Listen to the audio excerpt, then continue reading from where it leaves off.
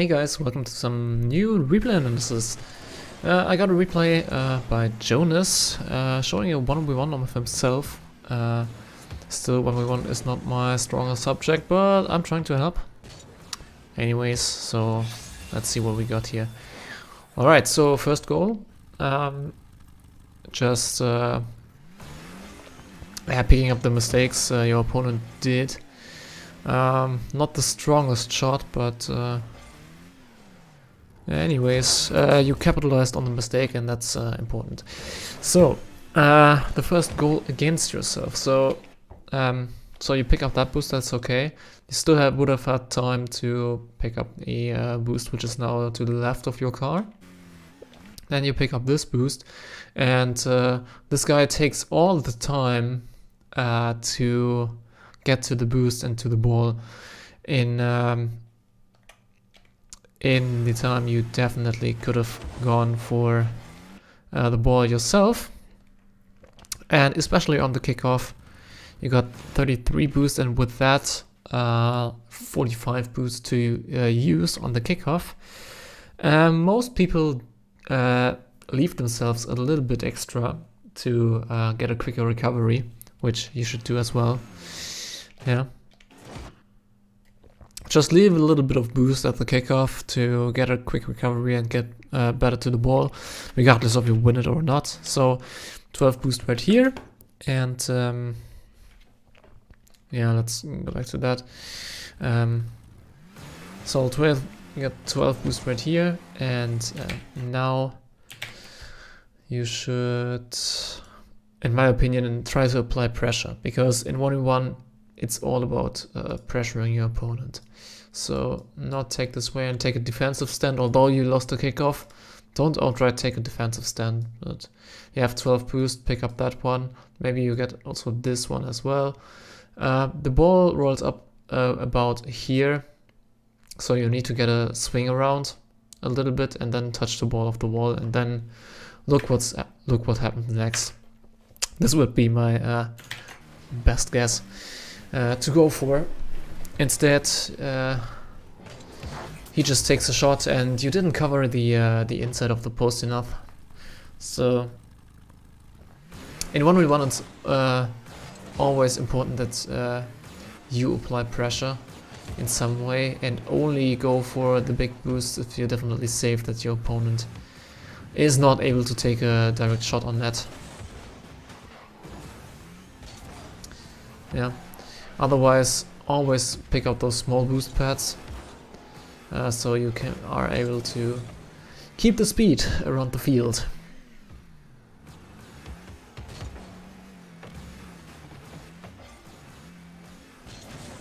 Alright, here the big boosts. I mean, it's fine because your opponent wasn't ready to get those. Alright, here in an offensive stand, you could have just here, right here, pop it. The approach to it is not that bad, but you completely lose your car control by jumping. Yeah, you had a wrong timing. You were a little late on the ball, so you needed to jump to actually hit that still. Try to make more grounded plays. Yeah, try to hit the ball when you're still on the ground. I think this could help you, because this little jump, you see you're like 3 or 4 car lengths behind your opponent. He doesn't put it in, but you lost a lot of space by jumping in that challenge. So, right here the bump. Oh, nice recovery. Okay, yeah, don't go on the wall.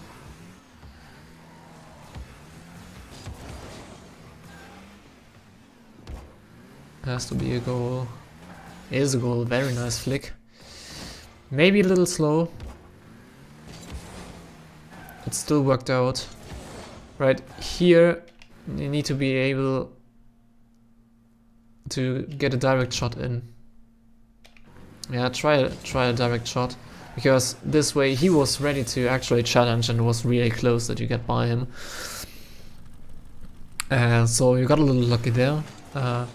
Still good job on the on the win rate here. All right, so now you do what I mentioned before. You left yourself enough boost to make a recovery. So 33, a little bit used here, not that much used here. You still have 22 boosts, which is a really good kickoff strategy in my opinion. Yeah, pick up two small other pads while he got the full. And yeah, you're still in a very solid position to now make a play. Alright, so this one has to hit the target. He was still at the wall, not really sure what to do, and the ball was coming towards you. So if you're not that comfortable with the aerials, which I saw earlier, you were not really. You could have taken a little more time to wait to come down, so the ball is not that high for you to play. Also, you didn't watch the ball right here. You didn't watch the ball in the air, but used the car cam, which I wouldn't suggest you should do. Staying on the ball cam, I would have done, so you can aim much better where the ball is going towards and how high it actually is. You're only using the ball indicator on the ground, which makes it harder to judge how high the ball is up in the air, and you expected it to be a little higher, and no, a little lower. And because it's a little higher, you hit it to the side, and this way you lose a situation where you should have scored. So yeah, rather get a feeling for using the ball cam in situations like that, except if the ball is exactly above you, then maybe not. Alright, full boost. I don't think it was the best situation right here. Okay, good cut attempt to get by him. He defended it. Pick up full boost. Now we're at the corner. Oh, that's close. I really like that you put him in an awkward position like that. But you turned in the wrong direction. Yeah, so he's currently having to make a save, and if he plays it correctly, then he goes back into the corner, back into the left corner. But if he fails, you're in the center to punish him right directly. And I mean, if he gets it to the corner, you're currently moving the correct way. But if you would have been centered, you still can recover from the center while also have a punishing position. So this was exactly wrong decision. By playing his defense, his successful defense.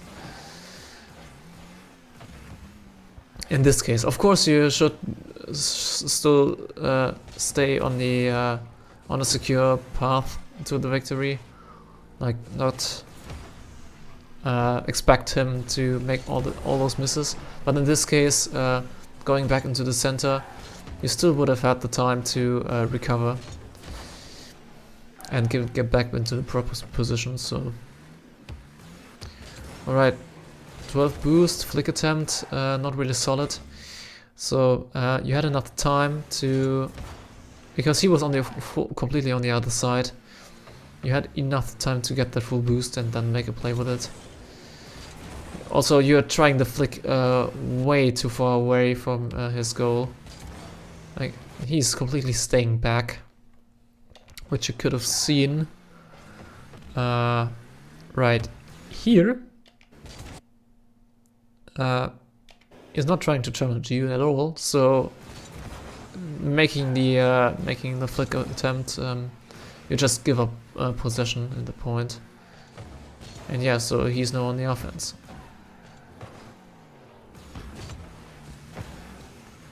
Yeah, different positioning. Aye.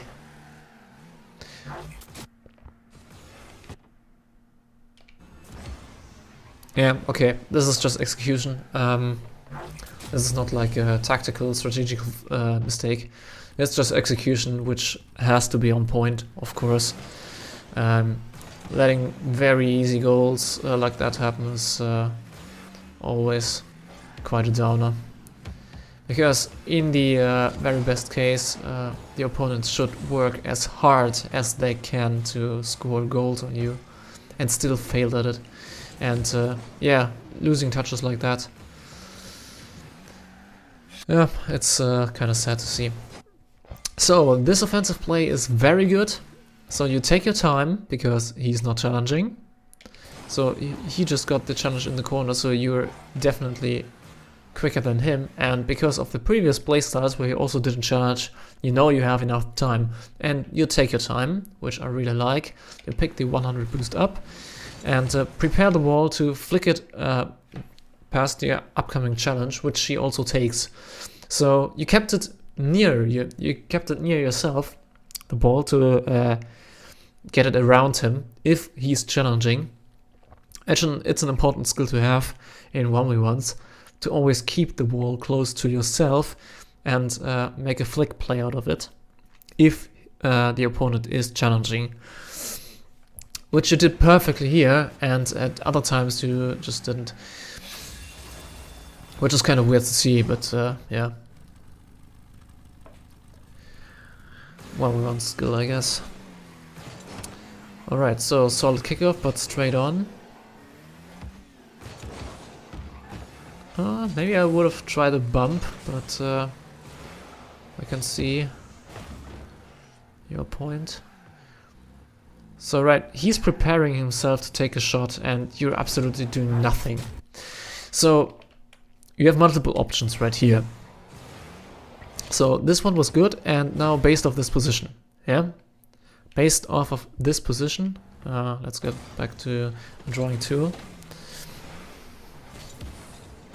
So based off this position right here, there are a few things to do, or better said, you can do. So there's this small boost pad right here, which I don't know if it still was there.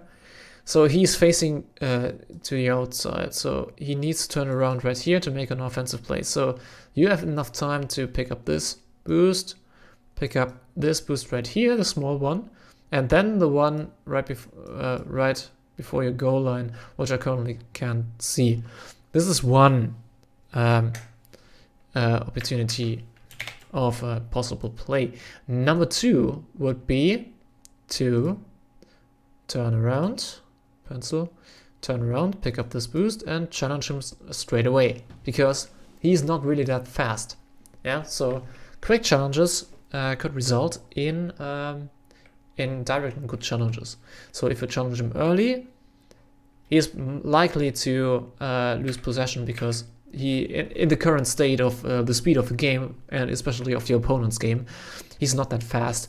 So take advantage of that by just being fast. See, he even backs off a second time, and you still do exactly nothing, while these 2 boosts I previously circled around, yeah, these 2 are still there, which you could have picked up, and you're still reversing, which makes it even easier for him to score on you.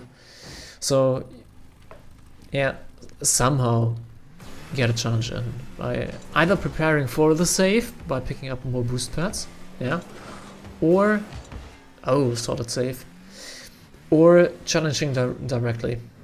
Yeah, just sitting there waiting for him with no boost at all, it can't be this illusion. Alright, that was I would say a good attempt. Right here he can't score directly on you, so you take up the full boost. Half flip, very nice. But again, you're not sure when to challenge. Okay, so you pick up that 100 boost. Okay, very good. You go into an offensive position, which is okay, because he's still very far away. You could have gone directly, because he's also not that fast and is also not expecting an early challenge. Yeah. So you go back. This was really good to go back and pick up the boost. right here, I'll go for it directly, yeah, challenging, because he's not expecting it. Otherwise here the half flip, which is good. You're now in the shadow defense position, which is also really solid. So again, a very good position. He touches it one time and now slows down, and you can go fully in. You don't. He gets it past you, and now you're wrong direction. So again, you're just not sure when to challenge. Yeah, and this indecision, yeah, this indecisiveness, I guess is the word. I'm not quite sure. Yeah, your opponent exploits your indecisiveness very well by just going after it. Also here in the end, okay, first touch was missed, and okay, so get back right here. You need to make a play, so right here again, you're not, I mean, you got 0 boost, but you need to make something happen, so just go directly for the ball. Yeah, but yeah, this indecisiveness on when to challenge him is really slowing your gameplay down, and yeah, just getting more in the face of the opponent will force him to make mistakes. Yeah, so you'll see it in 1v1s at pros. They score over and over, yeah, like 15 goals or double-digit goals in total are totally normal for those guys when they play each other. Yeah, so this would be no surprise if you see a game like that. But they're also very close every time to the ball, yeah? Unless they just got bumped out or something and need to prepare themselves to get into the next play. But usually if they got boost, and even if they didn't get boost, yeah, they're like 50% of the gameplay is really close to the ball, which is something you should try to adapt, yeah? Try staying close to the ball, and yeah, also try to memorize like the paths you can take, yeah, like of course you still need to take a look on the ball, but 1, 2 and 3, I missed the last one. These are the 3 small boost pads like you need to remember, because they're right in the path to help you collect some boost while still being in shadow defense position. Yeah, and yeah, you get 36 boost out of it, and you're still relevant in the play, right? So yeah, opponent is coming to you with the ball, and you need to take a look on the ball, obviously, so you can't just turn it off and drive over these 3 to be exact sure, but memorize them, like 1, 2 and more to the inside 3, and then yeah, then you have 3 small boost pads and maybe can take a challenge. Otherwise, if you got boost and unless the ball is right here in the corner and the opponent sits by it, try to go for challenges directly, head on, or even go for drive towards him and then turn around, because he's likely, if you go for him, yeah, 30 boost for your play to close the space to him.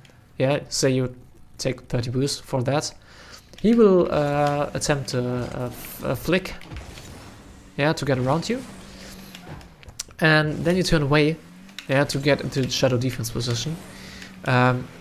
He's likely to have tried his play to get around you already, but you just fake the challenge. So just try to get more in the face of the opponent in some way by either challenging, fake challenging, or yeah, bumping the opponents. Currently your biggest flaw is the indecisiveness on when to challenge, and this is really slowing down your gameplay and giving the opponent the opportunities to take over the field. It will get a little more complicated once you try to challenge or fake challenge or tried the bump plays, when to do what. But in the current state, I would just suggest that you try any of those, because yeah, slow playing is should not be a thing if you want to rank up. So first of all, get the speed in and get in the face of the opponents. Yeah, so that should be it for the replay analysis. If you want to have more replay analysis, send me replays and I can try to analyze them. I'm still not the biggest, the best player in 1v1s. I got some base experience, but I'm only Diamond 3, so yeah, you know, Diamond 3 is not very high up. I am Champ 2, at least Champ 3 in the other modes, so yeah, I have more experience in those kind of playlists. But anyways, if you got questions about ones or any other playlist, I can try to help you out. And yeah, I thank you for watching again.